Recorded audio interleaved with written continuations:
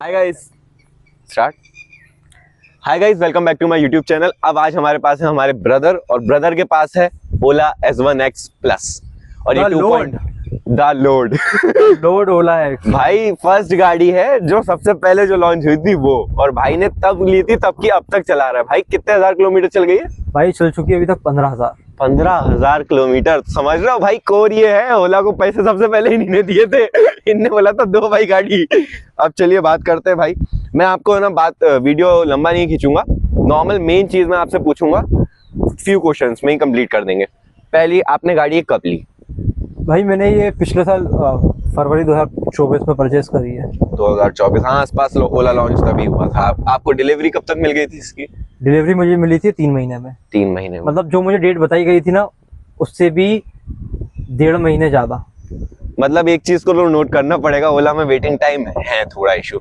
वो fast forward नहीं, अभी भी आते हैं मेरे को कमेंट्स की भाई मेरी गाड़ी ओला रोडस्टर एक्स की जो हमने बनाई थी उसमें भी डिलीवरी नहीं मिली, क्योंकि वो मैन्युफैक्चरिंग और आने का उनका चेन थोड़ा लंबा है। कोई नहीं, ओला वर्क करेगा इस पे शायद, लेट्स सी। आगे सर, इसके बाद आपने है ना अपनी गाड़ी में क्या क्या लगवाया ब्रदर? एक्चुअली मैंने गाड़ी ये शोरूम से परचेज की तो मुझे सिर्फ इसके एसेसरीज के नाम पे कुछ भी लगा हुआ नहीं मिला था। कुछ भी नहीं, मतलब आपका ये लेग गार्ड जो लगा है, लेग गार्ड हो गया, मेन स्टैंड हो गया, है ना, फ्रंट एसेसरीज, बैक एसेसरीज, ठीक है, ये कुछ भी नहीं लगा हुआ था। अच्छा, और ये मैंने नोटिस किया आपकी गाड़ी में ये स्क्रैच टाइप का है, ये कैसे लगा? ये मतलब सर ऐसे लगा था कि एक्चुअली इसमें मैन स्टैंड जो भी है सेंसर है इसमें। जी जी जी। तो मैंने मैन स्टैंड लगाया, बट कुछ टेक्निकल इशू हुए थे, गाड़ी लॉक नहीं हो पाई।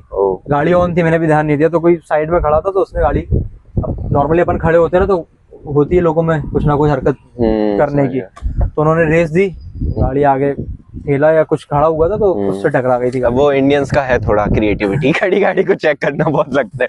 मेरी ओल्ड गाड़ी है, मतलब मेरी स्टैनर है, उसमें वो रहता है स्प्रिंग रोल करने वाला, तो वो मीटर घुमा देते हैं, किलोमीटर 0 हो जाता है, पता ही नहीं चलता। मैं भी कंफ्यूज। चलिए इसके बाद आगे बढ़ते हैं। आपको इसमें बिल्ड इन में क्या इशू आया, मतलब बिल्ड क्वालिटी में? अभी मतलब 1 साल चला लिया आपने, पूरा यूज किया, आपको सब पता है, तो दिक्कत क्या आती है बिल्ड इन में? कुछ बिल्ड क्वालिटी में ऐसे कोई मेजर इशू तो नहीं है, बस ये कि हाँ, अगर आप ऊबड़ खाबड़ रोड पे गाड़ी चला रहे हो या कुछ भी अच्छे रोड नहीं है तो आपकी गाड़ी आवाज़ करेगी। मुझे 1 साल हो गया चलाते हुए, स्टार्टिंग में 2-3 महीने अच्छी गाड़ी चली है ना। जो इसके टेक्निकल इशू थे उसके अलावा बात कर रहा हूँ मैं, टेक्निकल इशू तो हैं जी जी, उसके अलावा जो गाड़ी बिल्ड क्वालिटी बात कर रहा हूँ कि अब जाके आवाज़ आने लगी है गाड़ी में। और आपकी ये हब मोटर वाली है ना ये? हाँ, ये बेल्ट वाली नहीं, हब मोटर वाली है। अच्छा, और इसको मतलब चलाने में आपने कितने लोगों को मैक्सिमम सीटर, मतलब 2 सीटर चलाया है, 3 सीटर चलाया है? कुछ दिक्कत आई हो बीच में बैठाने मैंने इसको यूज करा है, 2 सीटर में यूज करा है ना। ट्रिपलिंग मैंने बहुत कम ही करी है, क्योंकि आप ट्रिपलिंग करोगे ना, अगर आपने अलग से मेन स्टैंड लगवाया है जी, है ना, और आप इस गाड़ी पे ट्रिपलिंग करते हो तो जाहिर सी बात है नीचे जो आपका मेन स्टैंड है ना, वो रोड से या फिर ब्रेकर वगैरह आएंगे तो टकराएगा। वो ग्राउंड क्लियरेंस कम है। और इसमें आपने मतलब चार्ज कितनी बार कर देते हो, मतलब आप इसको दिन में, मतलब एक दिन के आपके यूजेज में कितनी बार चार्ज करना पड़ता है? एक दिन में ऐसा है कि एक दिन में मतलब ऐसा है कि किलोमीटर आप कितनी चला पा रहे हो उस हिसाब से। ऐसा आपका कंजप्शन तो ये है कि मैं उसको रात में चार्ज पे लगा के छोड़ देता हूँ, है ना। 3-4 घंटे में 4 घंटे में चार्ज हो जाती है 0 to 100। ओके, है ना। बाकी पूरी तो अभी तक बहुत कम हुआ है कि 0 पे आई है गाड़ी। ओके, तो मोस्टली मतलब कंजप्शन आपका डेली 100 किलोमीटर के आसपास है, क्योंकि ये हाँ 50-60 तो चली जाती है, अगर आप लंबे रूट पे निकल रहे हो तो इतनी चली जाती है।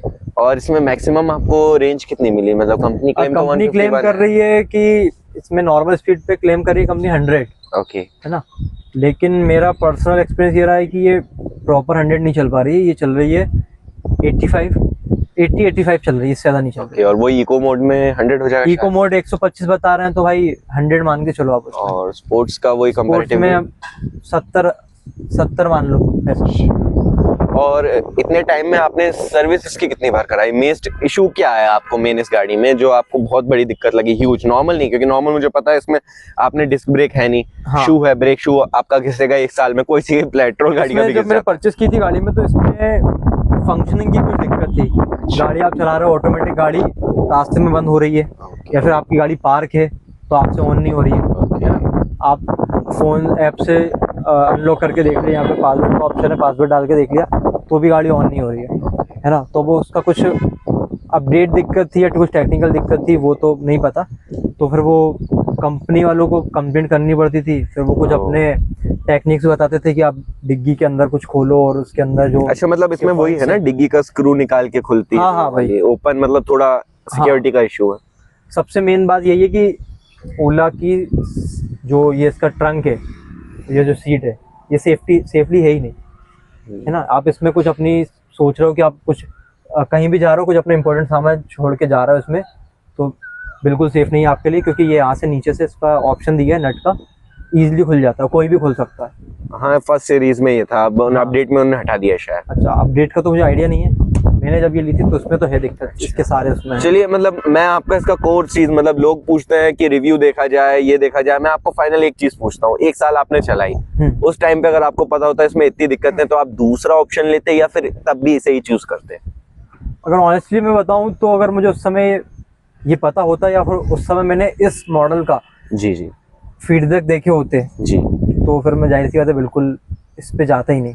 मेरे पास और भी ऑप्शन है मार्केट में, ओके। बट मैंने सोचा हो सकता है ओला अपना पास्ट से सीख के हो सकता है इस समय अपने कुछ अच्छे प्रोडक्ट्स निकाले, इस चक्कर में मैंने ओला पे ट्रस्ट किया और ओला ली मैंने। अच्छा, और अभी नियर फ्यूचर आपकी कोई सोच कि आप कोई दूसरा ओला का मॉडल लेने का चाह रहे हो? नहीं, अभी तो मेरा वैसा कोई प्लान है नहीं। ओला मेरा ये था, हो सकता है लास्ट भी यही रहे, क्योंकि अभी और भी कंपनीज मार्केट में आ रही हैं जी। तो लोगों को और अच्छे ऑप्शंस और अच्छी फैसिलिटीज के साथ चीजें और मैं आपका एक ओपिनियन जानना चाहूंगा, आपने ओला चलाई है इतनी टाइम, अभी मार्केट में ओला S1X प्लस आ रही है, मेरे चैनल पे रिव्यू है S1X का, रोडस्टर X है बाइक में भी, तो उस टाइप की जो गाड़ियां हैं उनमें रेंज इससे कंपैरेटिवली तो बहुत ज्यादा है, उस टाइम पे प्राइसिंग भी हाई थी, तो अब अगर आपको वो सबके बीच में मार्केट में अगर देखा जाए, 2 चॉइसेस दी जाए कि आपको ओला का व्हीकल लेना है जिसकी रेंज नियरली अराउंड 200 किलोमीटर है पर सिंगल चार्ज, आप बेस लेंगे तो, और मतलब हाईयर तो 500 तक का भी क्लेम है कंपनी का, 350 का स्कूटी में, 500 बाइक्स में, तो आप उस पे जाएंगे या फिर दूसरी जैसे iQube हो गई हैं और अपनी और नए जो वेंडर्स आ रहे हैं ईथर जैसे, उन पे आप स्विच करेंगे? आई थिंक मैं इसमें देखूंगा, जैसे मैंने ये परचेज की थी जी, तो मैंने कुछ सोच के परचेज किया था कि हो सकता है इससे मुझे बहुत सारे बेनिफिट हो, है ना, तो मैं आगे मेरे पास अगर और भी ऑप्शन रहेंगे तो पहले तो मैं कंपेयर करूंगा। जी। I think Ather is the best choice, क्योंकि अभी तक उसकी गाड़ियों में कोई कंप्लेंट ही नहीं आई है, जिसके भी मुंह से आप सुनोगे एथर के बारे में एक गुड फीडबैक मिलेगा आपको, तो ये तो डिपेंड करता है कि मैं उस समय उसको किस गाड़ी से कंपेयर कर रहा हूँ। रेंज अच्छी दे रहा है वो अलग बात है, लेकिन आप उसके पीछे जो आपके कस्टमर है उनको क्या फेस करना पड़ रहा है वो भी एक सबसे बड़ा प्रॉब्लम है। बिल्कुल जेन्युइन पॉइंट है, आपको कस्टमर जो फीडबैक है, आपको ये मेन कोर आइटम ये नहीं होना चाहिए कि आपको आइटम सेल करना है, आफ्टर सेल सर्विस भी बेस्ट होती तो मैं बिना शक के बोल सकता हूँ कि इनकी फर्स्ट चॉइस ओला ही होती।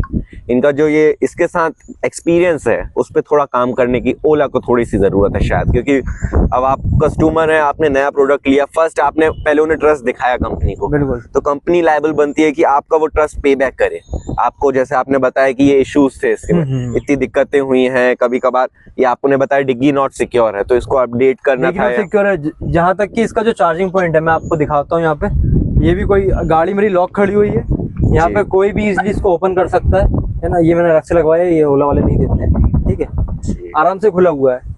अगर गाड़ी कहीं मेरी खड़ी हुई है और कोई भी बच्चे, आपको पता है बच्चों में तो हरकतें होती हैं, जी, कोई भी कुछ भी इसमें डाल सकता है, चीज मेरी खराब। ओके, मतलब मैनुअल अगर एक लॉक टाइप का होता तो ज्यादा कायदे में देखा जाए तो इसको इसका यहाँ से कुछ ऑप्शन फंक्शन देना चाहिए था, ये तो जनरली यार कोई सी भी बहुत पहले से चीजें आ रही हैं जी। और बेसिक इसमें जो गैप्स आते हैं वो तो नॉर्मल 1 साल यूजेज के तो आप देख सकते हो, आप जैसे मैंने अभी एसेसरीज लगवाई थी, ये बाहर से लगवाई है जी, कंपनी तो लगा के देती नहीं है, तो आप देख सकते हो बीच में गैप दिख रहा है, मेनली क्या जितना लंबे समय तक चल चुकी ना इसलिए है अभी। चलिए, और इसमें आपने इसके ब्रेक्स कितनी बार बदलवाए, मतलब ब्रेकिंग फास्ट है, स्मूथ है, या फिर क्या है, आप एवरेज मानेंगे, ओके मानेंगे, दिक्कत ही मानेंगे, क्या मानेंगे इससे? ब्रेकिंग अच्छी, मतलब अभी तक इतनी कोई दिक्कत नहीं आई है। एक बार शायद इसकी मोटर में आगे वाले जो इसका टायर है उसकी मोटर में कुछ दिक्कत आई थी कि अंदर से कुछ चीज थी वो टूट के उसमें अटक गई थी, तो मेरा टायर जाम हुआ था। अच्छा, तो फिर वो कंपनी वालों ने उसको और ये solve गाड़ी करा था। स्लिप हुई है आपकी? क्योंकि हमारे पास जो लास्ट बाइक थी ओला की स्लिप वो हुई स्लिप नहीं है, हुई स्लिप ऐसे हुई है, अब जैसे रेनी सीजन आने वाला जी, जी, जी। है ना, पिछले साल मैंने इसको रेनी सीजन में भी अच्छे से यूज करा है। जी। तो रेनी सीजन में बाकायदा आपको जो नॉर्मल आपकी मोटर वाली गाड़ियां हैं, एक्टिवा हो गई या फिर और भी गाड़ियां हैं, वैसे सिस्टम है। आप आवाज करेंगे, ब्रेक आवाज करेंगे, और स्लिप होने के 120% चांस है कि आपका टायर स्लिप होगा ही होगा। चलिए, मतलब ये पुराने मॉडल्स में जो था इन्होंने हाँ, इम्प्रूव पुराने किया की है। हाँ, ये X1 प्लस उस समय था, इसी की बात करूँ। आने वाले जो अभी जो रिसेंट में आए हैं, जिसमें चाबी का ऑप्शन है और जी, भी जी। बहुत सारे ऑप्शन है, उसका तो खैर मुझे आइडिया नहीं है अभी। चलिए, और फाइनल में एक और सवाल था मेरा, मतलब बहुत नॉर्मल सवाल है। हीटिंग और रेनिंग सीजन में इसने दिक्कत दी है स्पेशल वाली, मतलब जो होता है ना, कुछ लोगों के पहले तो जब आपने तब ली थी तब तो ऐसी वीडियोस आ रही थी बाइक्स जल रही हैं इलेक्ट्रिक, और दूसरा ये था रेनी सीजन में एकदम से खराब हो रही है, तो ये कुछ आए हैं आपको इश्यूज?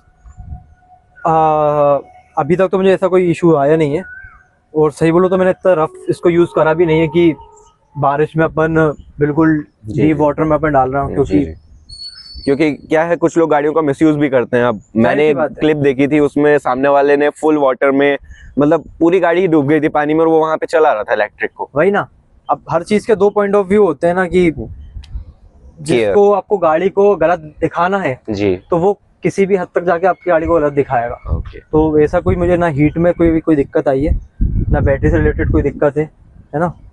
होगी भी तो मेरे पास कंपनी की तरफ से वारंटी है, 80,000 किलोमीटर चला लो आप, या फिर आपके साथ 8 साल की वारंटी है। ये सबसे बड़ा प्लस पॉइंट है। आपको जो गाड़ियां हैं वो आजकल ऐसे, मतलब आपको नहीं मिलती वारंटी, आपको 5 सर्विसेज मिलती हैं इलेक्ट्रिक में, कोई सी भी आप लेंगे तो। क्योंकि गाड़ी में कुछ है ही नहीं, सबसे मेन बैटरी, अगर बैटरी में ही कुछ हो गया तो आप बॉडी का क्या करोगे। सही बात है, परफेक्ट है। चलिए, तो ये था हमारा फाइनल ओवरऑल रिव्यू, जिसमें हमने फाइनली डिटेल्ड क्वेश्चन पूछे, ज्यादा प्रिसाइज नहीं, सिंपल स्ट्रेट फॉरवर्ड ओपिनियन कि हाँ स्टार्टिंग में इसमें कुछ दिक्कतें थी जिस पे ओला ने बहुत काम किया। इन्हें मेरे को बताया कि हाँ स्लिपिंग हो सकती थी, और मेन पॉइंट पे इन्हें हाईलाइट किया, जिसको बुरा दिखाना है वो बुरा भी दिखाएगा। हाईलाइट ये है अनबायस्ड, जिन्हें बताया कि हाँ इसमें ये दिक्कतें हैं और ये अच्छी बात भी है। अच्छी बात ये है कि इसकी रेंज अच्छी है। स्टार्टिंगली जब उस टाइम पे आई थी तब भी इसका ऑप्टिमाइजेशन ठीक था। इनने बोला बैटरी में इतनी कोई दिक्कतें आई नहीं, क्योंकि इनने अच्छे से हैंडल करी है। ब्रेक्स का जेन्युइन लैंग्वेज जो था वो परफेक्ट है, नॉर्मल ब्रेक्स ही आए थे। तो ओवरऑल इस पॉइंट पे हम क्लोज करते हैं कि हाँ ओला ने अच्छा वर्क किया है, और ओल्ड वाला जो था वेरिएंट वो न्यू वेरिएंट से कंपेयर किया जाए तो ओल्ड वाला वेरिएंट में बहुत काम नीडेड था जो उन्होंने किया है, और न्यू वाले में थोड़ा अपग्रेड्स आए हैं। चलिए, मेरे साथ आप कनेक्टेड रहिए, बाकी की वीडियो जल्द आएंगी। Stay connected, stay tuned.